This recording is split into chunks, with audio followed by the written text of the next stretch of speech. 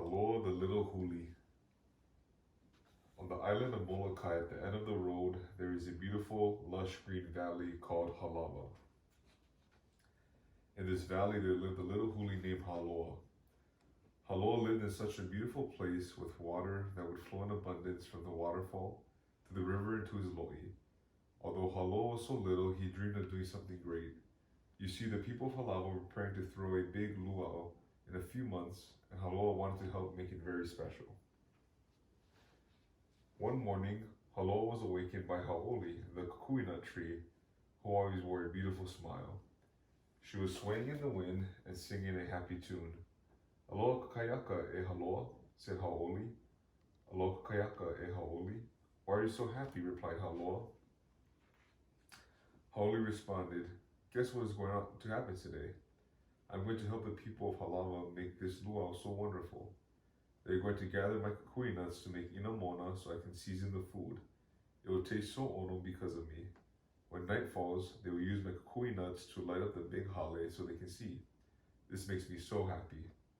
As Haloa listened to Hau'oli and thought of all the wonderful things she could do, he hoped that he could be a part of making the luau wonderful too. Many days later, Haloa was awakened by a loud noise and felt his lo'i shake. It was his friend Kekoa, the koa tree. He called out to Kekoa, "Hui, Kekoa, are you okay, my friend?" Haloa watched as men carried away a big branch which was once connected to Kekoa's enormous trunk. Kekoa called out, "Aloha e Haloa, I'm my ka'i. Don't worry about me. The people of Halawa Valley have great use for me. They are going to turn one of my branches into instruments.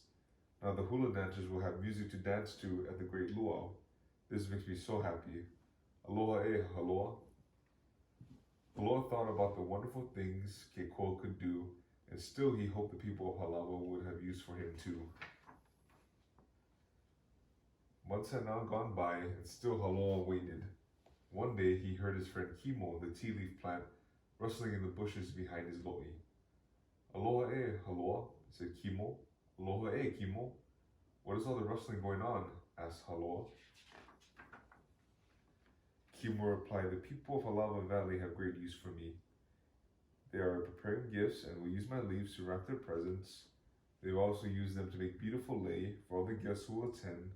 I am so excited to be of great use for this luau. It is going to be wonderful because of me."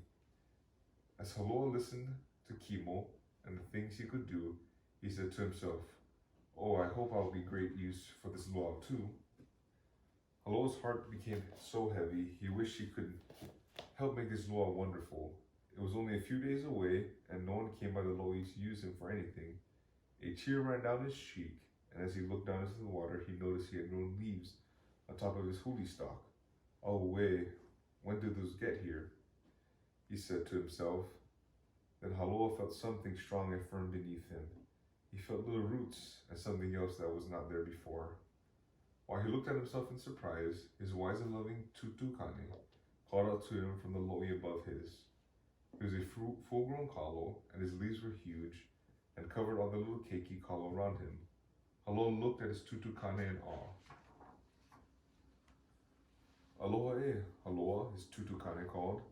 "I've been watching you these past few months. I saw how you listened to your friends talk about the great luau.